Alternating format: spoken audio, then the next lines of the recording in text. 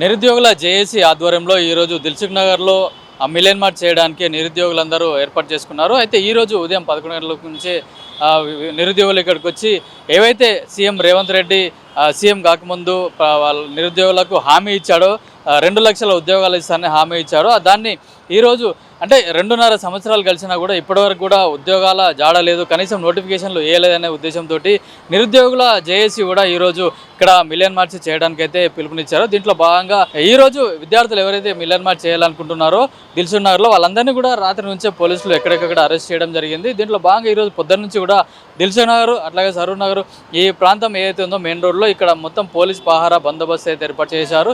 ఎవరైతే విద్యార్థులు వచ్చి రోడ్ల మీదకి వచ్చి ధర్నా చేయడానికి ప్రయత్నిస్తారో వాళ్ళందరినీ కూడా ఎక్కడికక్కడ పోలీసులు అరెస్ట్ చేసిన పరిస్థితి కనిపిస్తుంది. ఉదయం నుంచి కూడా విద్యార్థులు ఎవరు కూడా రోడ్లపైకి రాకుండా కట్టుదిట్టమైన భద్రత ఏర్పాటు చేశారు. ఎక్కడ కూడా ట్రాఫిక్ అంతరాయం కలగకుండా ఉండడానికి కూడా అన్ని చర్యలు తీసుకున్నా మనం విజువల్లో చూసుకోవచ్చు. పొద్దున నుంచి కూడా ఇక్కడ పోలీస్ వెహికల్స్ కూడా అట్లాగే పోలీసులు కూడా చాలా మంది కూడా ఇక్కడ దిల్సుఖ్ నగర్ ప్రాంతంలో ఉండి విద్యార్థులు ఎక్కడికక్కడ ఎవరైతే విద్యార్థులు బయటకు రావాలనుకుంటున్నారో వాళ్ళందరినీ కూడా అరెస్ట్ చేయడం జరిగింది. ఎందుకంటే దిల్సుఖ్ నగర్ ప్రాంతంలో చాలా కోచింగ్ సెంటర్లు ఉన్నాయి, అట్లాగే హాస్టల్స్ కూడా ఇక్కడే ఉన్నాయి. చాలా సంవత్సరాల నుంచి కూడా విద్యార్థులు ఇక్కడే కోచింగ్ తీసుకుంటున్నారు ప్రభుత్వ ఉద్యోగాల కోసం, అట్లాగే పోలీస్ రిక్రూట్మెంట్ దానికోసం కూడా చాలామంది విద్యార్థులు కూడా ఇక్కడే ట్రైనింగ్ తీసుకోవడంతో నిరుద్యోగులు కూడా ఎక్కువగా ఇక్కడే ఉండే అవకాశం ఉంది.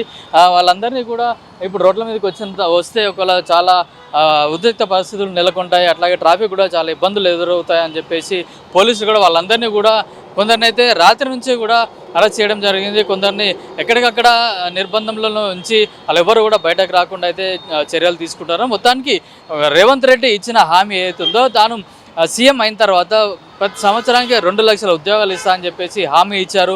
ఆ హామీని కూడా నిలబెట్టుకోవాలని చెప్పేసి కూడా విద్యార్థులు అయితే డిమాండ్ చేస్తున్నారు. 100 రోజుల్లో కూడా ప్రజలకు ఇచ్చిన హామీలు కానీ నిరుద్యోగులకు ఇచ్చిన హామీలు కానీ నెరవేరుస్తామని చెప్పి ఇప్పటికి కూడా 2.5 సంవత్సరాలు గడిచినప్పటికి కూడా ఇప్పటికి కూడా నోటిఫికేషన్లు ఇవ్వాలని చెప్పేసి కూడా విద్యార్థులు అయితే ఆగ్రహం వ్యక్తం చేస్తున్నారు. అట్లాగే దాంతోపాటు నిరుద్యోగ వృత్తి ఇస్తామని చెప్పేసి కూడా ఎన్నికల మేనిఫెస్టోలో కూడా పెట్టడం జరిగింది. వాళ్ళకు కూడా ఇప్పటివరకు కూడా కనీసం నిరుద్యోగ వృత్తి ₹1 కూడా ఇవ్వలేదు, దానిపైన కూడా ఎట్లాంటి చర్యలు కూడా తీసుకోవాలని చెప్పేసి కూడా విద్యార్థులు అయితే డిమాండ్ చేస్తున్నారు.